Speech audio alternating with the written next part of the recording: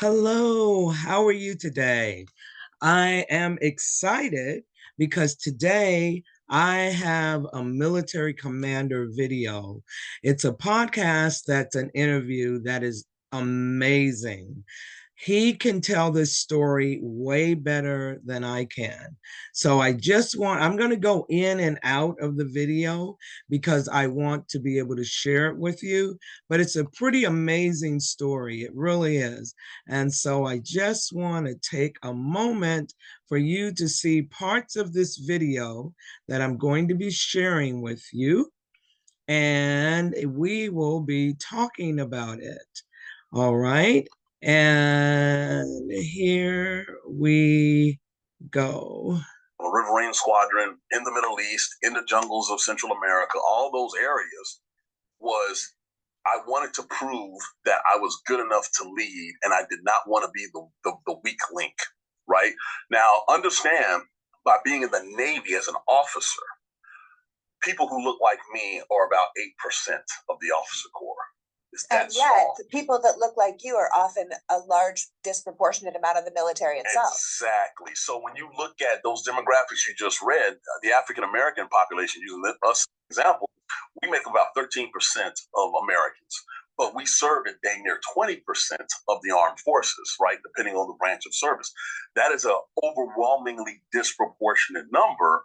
But here's the thing, it's always been like that. That's pretty profound. Black Americans make up 13% of the population of the United States.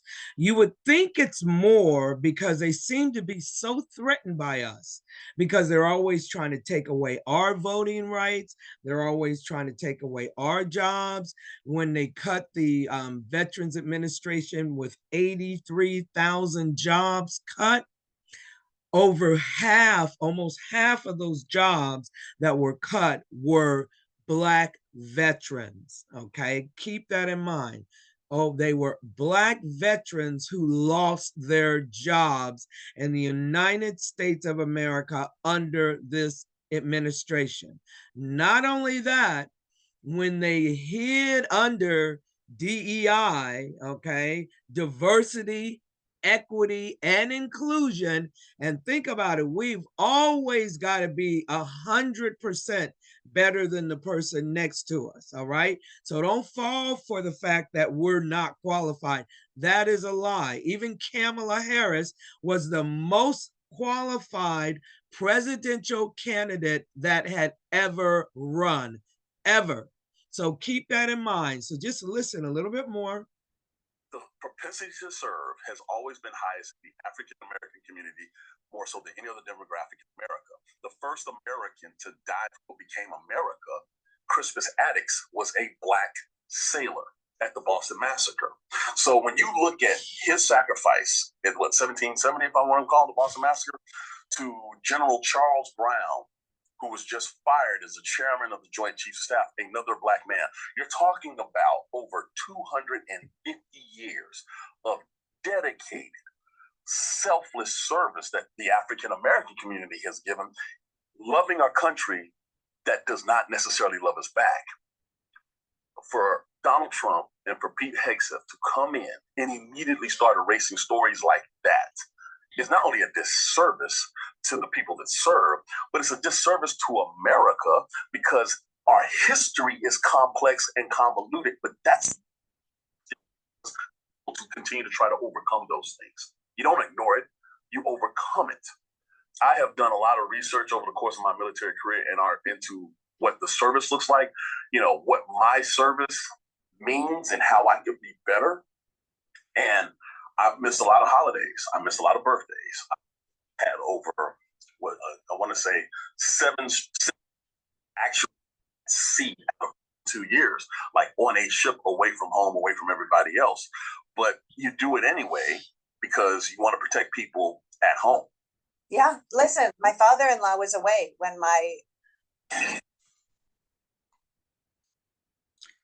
so much. Some of the things he says was very, very profound, extremely profound. His brother was born. And he didn't meet him until he was, 6 months old. Yeah. This is a very typical story for our military officers. It's why I called you here at the beginning. You guys are giving up your lives for our lives, for the life of the country, for the way that America was perceived overseas. The thing is that you started this by saying that for your family, in many ways, it was poverty. It was a way to step up. And I think that if you look at the disproportionate amount of Black Americans that serve, in many ways, they're doing that for that reason, because they have been held back by American society. And then they choose to step out of poverty to also give to the society that held them back. And as you said, it is so disheartening to see what the Trump administration is doing right now to eliminate all these historical links to Black people, to people of color, to women who have given so much to this nation, and call it stupid like DEI. Like I'm looking at it and I'm thinking it must just make you crazy. What is it like to be a black veteran watching this happen?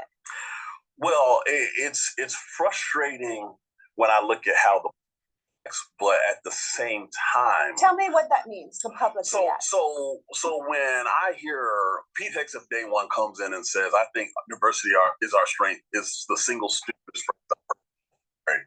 I'm like, well, then you must have flunked history at some point, because let me just throw some facts at you. We can forget DEI. We're talking about merit-based and excellent. The #1 aviation unit in American history was the Tuskegee. Their combat record is not even touchable. Here's the piece, though, right? As the Tuskegee Airmen did that, the planes they flew, every one of their planes, the designs of their planes, were tested by the Women's Air Force Service pilots, the WASP. Over 30 women died testing the designs of the P-51, the P-47, the torpedo bombs, all of these, to include the B-29 Super Fortress that bombed the hell out of Germany. Women flew those and died. We're not talking about movement. We're talking about the ground unit the American military has ever put forth. It is the 442nd Combat Regiment. All Japanese Americans that were interned on American soil illegally. They were recruited from behind. All they did was have over 9,000 Purple Hearts, 21 Medal of Honor. Somebody said 21 medals of kicking ass and taking names. Okay? Fighters.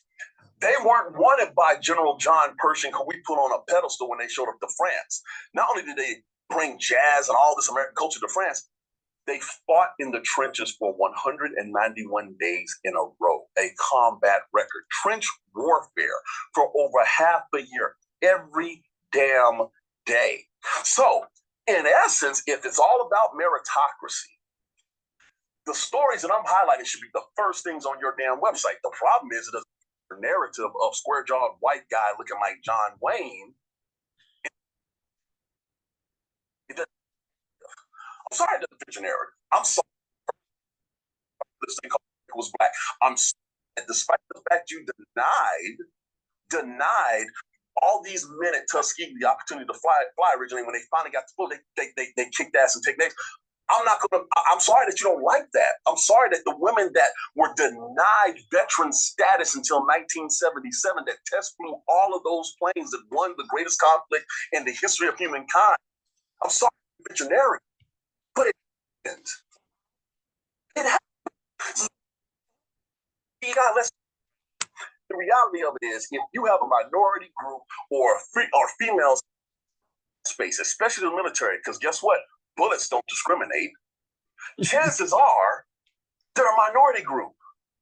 The Navajo Code, famous flag raising, it not happen without them transmitting over 800 messages in the first 2 days of a long battle flawlessly in their native language. The Marines, they don't. If you don't highlight these groups that you classify as DEI, there is no America. It's that simple. I'm just mad about it. You should be mad about it. I'm mad about it, and I look like this, right? Like I'm mad about it. Like here's the thing: you look at like world Medgar Evers, right? He's President Trump himself called him a great American hero in his first for Arlington Cemetery website. He was featured in a section honoring Black Americans from the U.S. Army. He was a civil rights leader. He was a sergeant. And he was assassinated by white supremacists in Mississippi, right? Like, first, right? Like, it is. Donald Trump ordered the Pentagon and the Department of Veteran Affairs to eliminate historical links to thousands of American heroes, including historic firsts, honor winners, the entire division of the Japanese American soldiers from World War II, the Navajo Code Breakers, which you just mentioned, and all women from websites and cemeteries. And I should note that the Department of Defense is now claiming they mistakenly, using that word, deleted pages on the Navajo Code talkers and the Black Medal of Honor recipients and Jack. Hello, right? But they labeled them DEI. It wasn't like it mistakenly happened. They changed the URL, so it said DEI. So as you know, I was listening to Fred, who's also a veteran. They're just like, they did this on purpose. They got caught, and now they're like, "Whoops, what a mistake." Yeah, they're backpedaling fast because they completely underestimate the fallout from this. And here's the thing. There are veterans that'll tell you stories of how they got to know them because of the situation they found themselves in. That's it's so personal to us. You know what I'm saying? We come from these different parts of society, but the first thing they do in boot camp, they put you together and be like, we don't care what your background is. The Marines are notorious for that. They'll take a gangbanger from LA and a redneck from Alabama and be like, guess what? Y'all are battle buddies. Sorry, that's what we're going to do. And why do they do that? Because they understand that you have to be focused on the background gives you unique perspective, but you focus on the common goal. When you have a guy that dodged draft 5 times talking about these issues, of course he doesn't understand. Or Stephen Miller, who did not have the testicular fortitude himself to go do something like this. I can go all day with this, right? But for them to be the arbiters of what should be included in American history, specifically American military history, that is the equivalent of a fox sitting outside of a deli being the watchdog. It makes no sense. It makes no sense. And so the thing that I would tell Americans is this. Either you're going to acknowledge all of American history and all. Sitting in rows, Arlington Cemetery, deserve better than what the hell they're getting. Okay? They do. Colin Powell, of all people, has been removed from that website. Okay? Are you serious? Are you kidding me? People who have done nothing to dedicate their lives to service. And let me tell you something. The fact that these guys will parade around and talk about how patriotic they are, I think that's the most insulting thing to me. Why would you say that when you purposely, like you said, go into the URL, type DEI 404, file not found, by people who have never stepped foot in a military recruiting office? Mm-hmm. They had every opportunity. They could have served as many generations as Trumps have been in here in America. But this is good. They showed up here because the great-great-grandfather was dodging the Prussian draft. Okay? Mm-hmm. They've had ample opportunity to give back. They've chosen not to. And we'll just create some AI images and superimpose their faces over ripped bodies looking like they're a fake military, because that's convenient. This is why I'm speaking out. My grandfather-in-law was a Tuskegee Airman, and the stuff that he talked about that he had to go through just to get the opportunity to be part of this blows my mind. When people are like, well, you don't have any fear talking about this. You're damn right I don't. Because just like if it was the white guy that lives right down the street that served for 30 years and they were pissing on his service, I'd do the same for him too. Mm-hmm. We all deserve to have these stories. We don't ask so much. When you think about it like this logically, the active duty service member is the most underpaid person in society. We really are. Because it's not a 9-to-5 job. It's a 24/7 lifestyle. And then my generation of veterans that served in the longest conflict in American history, September 11, 2001, to August 21st of 2021, continuous deployments, go back, deploy. Don't complain. We just do the job. Our tax, mentally taxing, all these things taxing. But no one cared about that when they wanted us to go after these people. And now, forget just the removal of our contributions. Now you want to mess Veteran Affairs Department. This is what I want to say to you. It's not just the legacies that are being lost, right? It's your jobs. As I said in the introduction, so far 83,000 jobs have been gutted from the VA, and the cuts are completely reckless. They defund everything from healthcare to, as you said, suicide prevention. So talk to me about these cuts, because if the audience isn't familiar with the VA manages and directly provides services to American veterans. These services include healthcare, short and long-term housing, life insurance, pensions, education, stipends, assistance if you are in a legal agreement. But the VA also employs and engages in public health research, right? They're doing a lot of research that actually helps the general public. Of the VA's 1,000 employees are veterans, right? So when you are cutting these jobs, you are affecting veterans. So talk to me about these cuts. It's easy, quick, and safe. Your personal. This is so powerful. It really, really is. The things that they're talking about are just so profound, and they hit every veteran. 83,000 jobs have been poof gone. Okay, 83,000 jobs. Why would they do that to veterans with 83,000 jobs? Okay. And the sick thing is, it's so that billionaires can have a tax break. I mean, give me a break. Give me a break. They already really don't pay taxes, but it's so they can have a tax break on the backs of the rest of us. It's really just such a shame. And it's just really just crazy to even think about.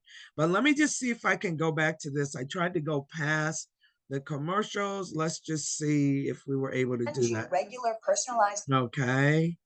Let's see if we were able to do that. Right. Okay, I am not sure. This is actually my first time doing this, and it's going a little goofy. So forgive me. And so in 1930, Herbert Hoover pulled them all together and formed that department. And then Reagan elevated to cabinet level status. Why? Because in the 80s, you had the World War II generation starting to fade and needed a lot of help, right? And so to show that the sacrifices they made to save, I don't know, the world was important, they elevated it to a cabinet level position. You're absolutely right about what it does for us. And so over the years, the service basically fell apart. They disintegrated. You have people dying on wait lists to be seen. At President the VA. Biden comes in, is like, we got to fix this, and plussed up all of the dang and made sure there were enough people. When we were still ramping up, that's where the 60 to 70,000 came from. They keep talking about we want to go back to 2019 levels. Well, the problem with that is 2019 levels sucked. Yeah. They were terrible. You had to wait months to be seen. You know, the Atlanta VA hospital here, it was just terrible to see. You'd go in there and just people just sitting there waiting and feeling like they don't matter. Just so people understand, as Trump is cutting the VA jobs, Joe Biden, the president, was investing in the VA, and he was trying to address this long-standing problem that veterans weren't seen fast enough. They couldn't get to a doctor. So in 2024, the VA reported having 66,000 jobs that still needed to be filled to improve their health care and treatment of veterans, because we have over 9 million veterans waiting around. And 1 year, we have hired no one, right? 1 year later, from when they said we need 66,000 more jobs, we have not only not tried to fill those jobs, we have cut 83,000 other jobs. So I just want those numbers. Right. So you're creating a bigger crisis right. than what we would have had 5 years ago. And here's the thing, the Biden administration understood something. With us withdrawing from Afghanistan, with that war being ramped down, there was veterans that needed help. So at this surge of veterans that will be going into the system, how do we mitigate that effect? Thus, the hiring. What we are being told now is, those are too many people. Y'all don't really matter. And it's a violation of the sacred trust. You can send me as an active duty member to the gates of hell. I'm going to go. Hell, some of us did, right? All we ask is two things. One, you take care of our families back home, and when time is done, you take care of me. That's all we care about. We don't complain. That is that simple. People who did, going back to what I said, Donald Trump Jr. and I are the same age. Didn't see him signing up, or Eric. Didn't see him signing up, but they want to sit and go hunt in Africa and act like they're men. All you have is the sacred oath that has been held since care of us. And here's the thing, like you mentioned, up to 1/3 we're trying to take care of ourselves. We're not looking for a handout.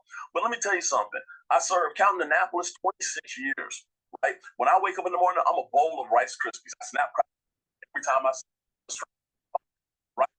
And I sit there and I don't get mad about it. I'm like, hey, that's the price that I paid physically to protect my home. All we want is to just help us the removal of at the same time as you remove the history. So let's think about this. You're sure.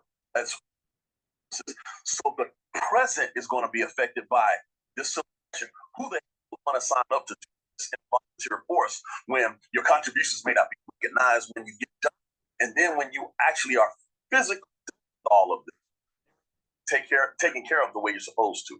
It's going to create a recruiting problem. Right. It's going to create a recruiting problem that they're not even thinking about. That was what I really wanted to share. You've got to look at that whole video. From Politics Girl, Commander Jones, okay? And basically, so the current leadership right now in the military is letting our military down. I mean, they really, really are. Our soldiers, like Bobby Jones is saying, okay, we've been trained, because I was, retired military officer, trained to absorb a lot. But we shouldn't have to absorb this type of disrespect. We're being disrespected, totally being disrespected, so that billionaires can get a tax break by cutting all of these things, cutting Social Security, okay, cutting public education, cutting Medicaid. I know they're going to be coming for Medicare, okay, cutting US aid. So they fire all these people. They even took the signs off the buildings for US aid, put the buildings up for sale, so that when people did try to come back, okay, it wasn't even enough space for them, because half the buildings, they had taken all the furniture out. Just like today, I found out in Social Security, some of the offices, Doge people went in there, took the paper, took all the pens, took the headphones that they used to make calls with. This is catastrophic, and this is being done intentionally to hurt people. Why would you want to hurt grandma, grandpa, the disabled, your veterans that make no money? The money in being a veteran is long term. Okay, at the officer level, you got to stay in a long time and become an officer really to make the real money. So the questions that are left is, why are they doing this? Because everybody sees it. Everybody sees it. Everybody sees it. So if you get a chance, watch that video. My name is Brenda. Hey, join me on my videos, okay? Follow my videos. I'll follow yours. Like them. Give me a thumbs up. And thank you so much for today. This has been amazing. And I will see you again soon. All right. Thank you. All right. Good to see you. Bye.